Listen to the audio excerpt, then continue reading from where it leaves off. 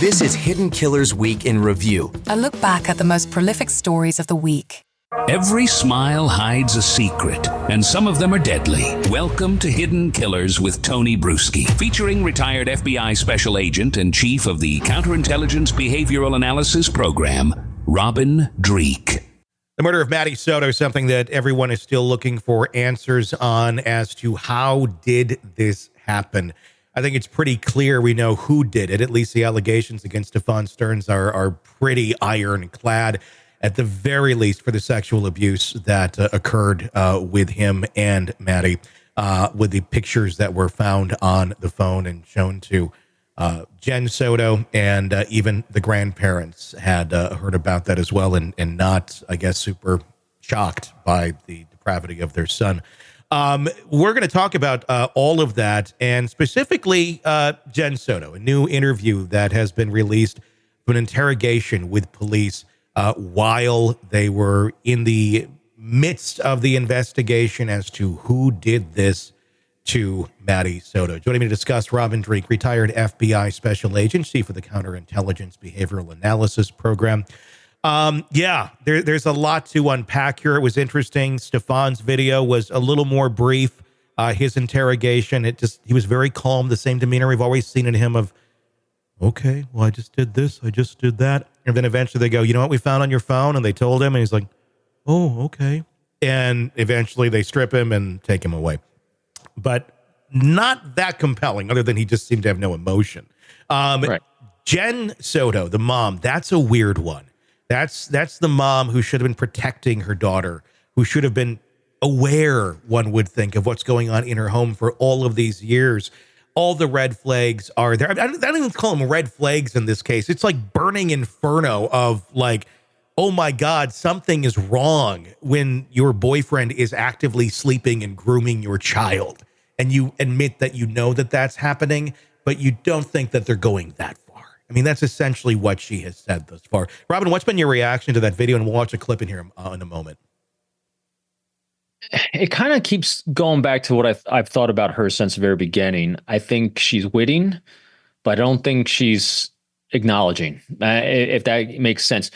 So when you look at this video, when I look at this video, the first thing that really struck me was how appropriate some of her behaviors are. Mm-hmm. You know, her rubbing her hands on her thighs like this is her. There's two reasons people do these kind of rhythmic motions. One is a pacifying thing when you're under great stress. And the other is we see it with people trying to simulate getting blood off their hands, getting grime off their hands. And so she starts really rubbing when the thought of her and Stefan, sleeping with the same person. She said it was disgusting. She used the word disgusting. So there's an element of that. And then all of a sudden she hits this pragmatic side where she's talking very normally and she's very, very, very matter of fact. And so what struck me was these compartments. Mm-hmm. She's got extreme compartmentalization. So I did my typical thing as behaviors. Like, what would cause someone to be extremely compartmentalized? Well, long-term exposure and trauma. Yeah. And I think that she has been so groomed in her own life and conditioned in her own life prior to her relationship with him, because this doesn't go. So the evidence they have goes back to 2020. This wasn't his first rodeo. I don't think it's her first rodeo of dealing with this kind of person in her life and these kind of people in her life. I think, again, zero excuse for the behavior. This is about understanding the behavior. Mm-hmm. She still made every single choice to rationalize what she was seeing, and she made the choice to disassociate herself from it and compartmentalize it in her head because she didn't want to believe it. She even said it. I don't want to believe he killed her. Mm-hmm. Yep. I think this, again, let's go really simple here. She compartmentalized it, she disassociated with it, and she didn't want to believe it, and she created an entire fictional world to disassociate herself from it. Was that a conscious choice she was making, though? Because I think some will argue in this case specifically, when you look at her, maybe she really, she's had so much trauma that it's just like blackout almost. Like, okay, come put this in this compartment here, lock the door, close it, go over here, I can live my life this way.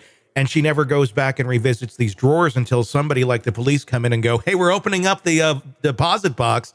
Guess what you've been storing? Because it seems like when they do in the video, she gets very genuinely emotional. And it's almost like, oh my gosh, like you're throwing water on the Wicked Witch and she's melting. And then she very quickly, as she's exposed to reality, fills that gap back up. And then suddenly it's kind of back at her denial state, where it feels to me like she could not possibly manage to live in a world where all of this trauma is taking place around her, and she's enabling it, truly, but is she even aware that she's enabling it because of the excessive amount of trauma that she's been through in the grooming? I don't think it's conscious on her part. I think it's part of her natural state of survival. Yeah. And again, I always got a caveat when we start talking about, terms of art in here, not licensed clinician whatsoever, just a practitioner of human behavior. Yeah. I want to read some of the symptoms of dissociative disorder that we're I'm theorizing is being applicable to her here. Sure. Feeling disconnected from yourselves, problems with handling intense emotions, sudden unexpected shifts in mood, depression or anxiety problems, or both, feeling as though the world is distorted and not real. And we've seen this with her because she's dissociating when she doesn't want to deal with it. And I think she's having very real emotional reactions to some of the truth bombs that are being dropped on her. But then she disassociates again and goes back to pragma. Let's just answer the question. So you're seeing this bipolar look at her with these two different personalities. I think, from just watching her and from the very beginning of this is just who she is, and I think this is who she became after years of dealing with something. And I even looked up, if there's any records of her being abused when she was younger. There aren't, that I found. Yeah. I would not be surprised, though. Her life arc has been a feeling of disenfranchised, of feeling less than, of needing love, of feeling connected, dad issues, parent, all these kind of issues and traumas people generally associate with really abhorrent behavior. I think she's got them all because, again, she allowed the worst of the worst to happen to her daughter. And I don't think she I don't think she made the choice she wanted it to happen, but she allowed it to happen because she was so disassociated from it. All right, true crime addicts, let's cut the crap. You're knee-deep in the gory details of your favorite podcast when suddenly a commercial hits like a bad meal. Seriously?